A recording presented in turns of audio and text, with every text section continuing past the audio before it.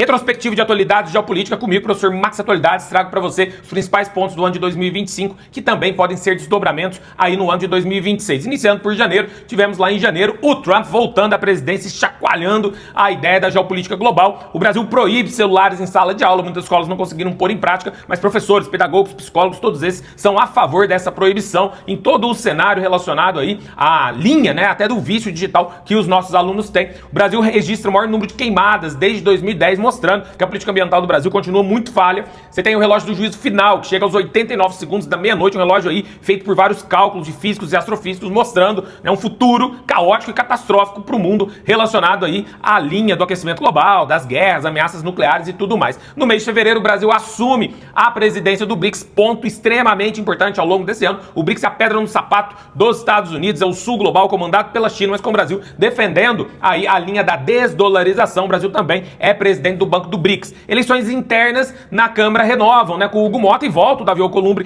para o Senado, um ano de extrema oposição, Congresso, governo, Congresso com o Supremo Tribunal Federal, várias questões importantes ao longo do ano inteiro. Javier Milei na Argentina sofre aí, né, vários processos relacionados à tentativa de uma criptomoeda que ele, né, providenciou, que ele falou sobre ela, e as investigações continuam, né, numa crise gigantesca da Argentina, em que o Javier Milei está dentro de todo esse cenário. Os Estados Unidos taxou a China, taxa o mundo inteiro, e a China devolve essa taxação. O mercado entra em transe, né, com a China e Estados Unidos começando e aumentando a guerra tarifária iniciada por Donald Trump lá em 2018. No mês de março, Ainda Estou Aqui vence o primeiro Oscar do Brasil de filme, ligado aí à questão do filme internacional, filme extremamente importante aí, estrelado por Fernandinha Torres, que traz pra gente a questão fundamental, né, do combate e do que pôr às claras o que foi o processo ditatorial no Brasil. O Supremo Tribunal torna lá em março o ex-presidente Jair Bolsonaro o réu que vai ser preso depois lá no final do ano. A União Europeia anuncia plano de defesa bilionário com o Donald Trump na linha isolacionista, desglobalização, deixando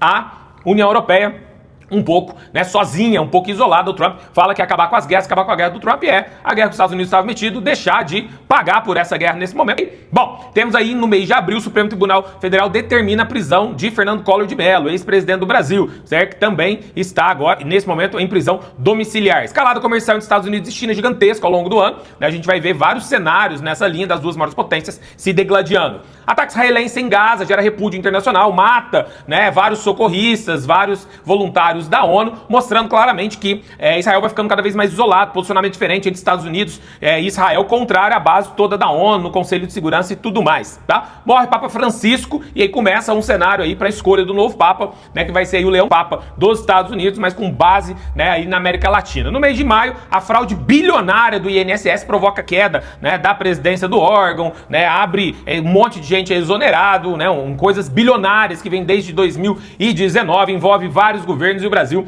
né, aí ficou, de certa forma, estupefato, né, numa questão de previdência gigantesca, né, o cara junta o dinheiro a vida inteira, tá sendo roubado ali, uma investigação segue muito lenta em relação a esse cenário. Estados Unidos acolhem brancos, não acolhem mais ninguém, né, do mundo relacionado à questão do imigrante, mas acolhem os brancos, né, os africanders da África do Sul, sob a tese de genocídio branco, que não é aprovado em lugar nenhum. Lembra que a África do Sul viveu apartheid até agora, até 30 anos atrás, tá? Então só o Trump aceita essa condição do planeta, eles aceitam aí os brancos da África do Sul como sendo aí refugiados, porque sofrem um genocídio na África do Sul. De maneira alguma isso acontece, mas o Trump acredita e defende, né? O Congresso derruba aumento do IOF, tá? Esse é um ponto importante, porque o governo queria aumentar o IOF, o Congresso queria baixar o IOF, né? E aí o Supremo Tribunal Federal teve que entrar. Muitas vezes o STF teve que entrar ao longo desse ano. Carla Zambelli é presa, né? A ex-deputada é presa lá na Itália, tá? E onde ela está até hoje presa, achando que não seria presa na Itália por ter cidadania, né? Foi presa lá na Itália.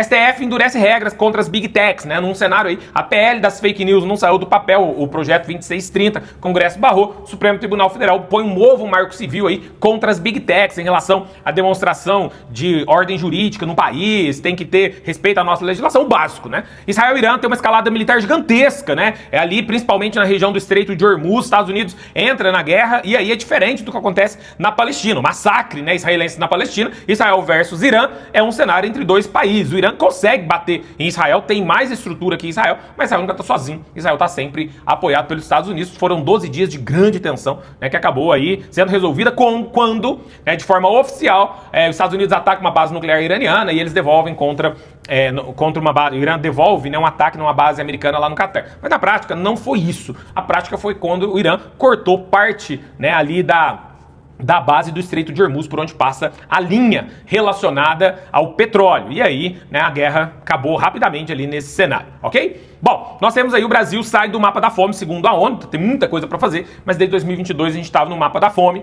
tá? Então há uma melhoria nesse cenário, principalmente com políticas afirmativas.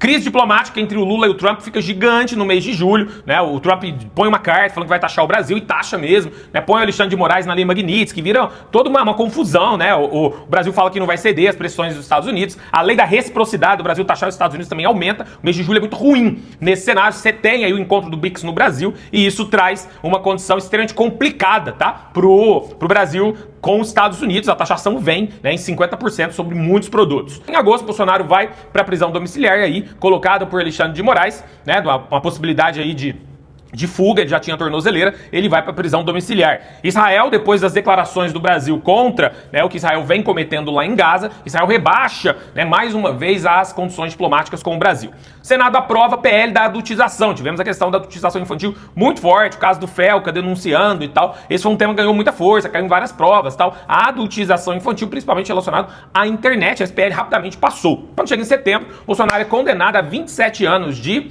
prisão, ele, todo o núcleo, né, da trama golpista lá do 8 de janeiro, e é condenado, né, já estava em prisão domiciliar, mas à frente, né, ele tenta destruir a tornozeleira e já vai também já cumprir a pena depois, né, desses 27 anos. Debate sobre petróleo na Amazônia ganha muita força, né, o Brasil está às vésperas da COP30 e o Brasil tem aí um ponto importante que é a margem equatorial, ponto que político muito forte, se vale ou não a pena, nesse momento já foi liberado a aprovação da exploração do petróleo a 350 quilômetros da foz do rio Amazonas, né, você tem Suriname e Guiana do lado, que já fazem isso, então esse ponto ganhou bastante força também ao longo desse ano, a questão da margem equatorial, que pode gerar bilhões de royalties de petróleo para os estados ali da região norte e nordeste do Brasil, ok? Bom, a ONU completa 80 anos com muitas críticas, né, o que a ONU pode fazer hoje, principalmente crítica ao Conselho de Segurança da ONU e o chamado poder de veto, tá? Então, a necessidade da reforma do Conselho de Segurança da ONU, principalmente pelos Estados Unidos, que sempre barra as vontades globais, e aí vários países, principalmente nessa guerra de Israel e Palestina, nesse conflito, vários países, Reino Unido, Canadá, Austrália, França, reconhecem a Palestina como Estado. Lembrando que a Palestina foi doada pelo Reino Unido para a construção de Israel, né, para a ideia do Estado de Israel. Em outubro, a Câmara aprova o imposto de renda isenta até 5 mil numa vitória do governo, né, e aí a ideia é passar esses 30 milhões de pessoas que deixarão de pagar o imposto de renda até 5 mil, uma política extremamente importante, e aí isso vai taxar os super ricos. Petrobras começa, né, a exploração do petróleo lá na margem equatorial. Mega operação no Rio de Janeiro contra o Comando Vermelho deixa 121 mortos. Tá? E essa operação, né, teve treta entre o governo federal e o governo do Rio de Janeiro, o estado do Rio de Janeiro, foi um ponto extremamente importante. Nós temos a abertura da COP30 em novembro, o Brasil é bastante criticado, fala que conseguiu um monte de coisa, mas os indígenas vão às críticas, também a margem equatorial à frente, né, e tirando petróleo, numa discussão contra o petróleo, que é a COP30. Os indígenas cobram ações concretas, ambientalistas também, né? E você tem confronto com seguranças da ONU com manifestantes, né, lá em Belém do Pará. E aí se mostrou, Belém, né, teve incêndio nas bases e tudo mais, teve críticas do chanceler alemão. Então nós tivemos a COP30, né, mas os resultados esperados dela não aconteceram. No mês de dezembro nós tivemos o escândalo aí do Banco Master, né, que explode, domina o noticiário do mês, né, nesse mês, envolvido aí o presidente do Banco Master, né, com autoridades também nesse cenário. O ano fecha, acaba fechando com inflação controlada. Os debates, né, depois da COP30 continuam sobre essa transição energética, esses encontros, mas com pouca prática. Relatórios indicam um ano intenso com eventos climáticos extremos no Brasil e também no planeta. E fechando esse ano, uma tensão gigantesca entre Taiwan e China, né, a China fazendo exercícios militares ali, Estados Unidos pressionando e já fazendo invasões aqui na Venezuela, né, aqui no nosso quintal, a Venezuela fazendo ali na divisa com a fronteira com o Brasil. Você já tem ataques, né, da Venezuela sobre algumas bases dos Estados Unidos, né, que já tinha feito algumas linhas no Mar do Caribe, né, derrubando algumas lanças, agora derruba fortemente a base, né, já de navios venezuelanos. E estamos também com uma tensão gigantesca na Ucrânia, que continua com Putin. O Trump, né, fez um acordo lá atrás, né, com o Putin na tentativa de, vamos conseguir as terras raras, né, o Trump que é um tema extremamente importante ao longo do ano. Né? O Brasil tem terras raras, que aconteceu que, depois de todo esse cenário, hoje, Trump e Lula, né, vivem quase que um amor aos 80. Muito interessante o que aconteceu. E, na verdade, a discussão está em cima das terras raras brasileiras, fez com que Trump retirasse basicamente quase todas as linhas, né, de tarifaço contra o Brasil. Isso acontece quando o Brasil discursa lá na ONU no mês de setembro. E aí o Trump, né, ele começa a ter um relacionamento com o Brasil diferente, mas por trás tem as terras raras. E também aqui com a Ucrânia, né, o Trump e o Putin tentaram fazer um acordo ali na linha do Alasca, né, se encontraram e falaram, ó, vamos fazer um acordo para acabar com essa guerra, né, e tudo mais. A guerra basicamente é Estados Unidos fica com as terras raras da Ucrânia, a Rússia fica com o que ela já pegou e acabou. A Europa não quer isso, né, e ontem o Putin disse, a Europa é cachorrinho dos Estados Unidos. Chamou mais ou menos nesse cenário. Pontos importantes ao longo de 2025. Continua acompanhando o Max Atualidades, o nosso curso completo de atualidades e também, né, a sua preparação para concursos e as provas mais importantes do país, sempre aqui junto com a gente no @Max Atualidades. Feliz ano novo para você e até ano que vem. Grande abraço pra cima deles. Tchau!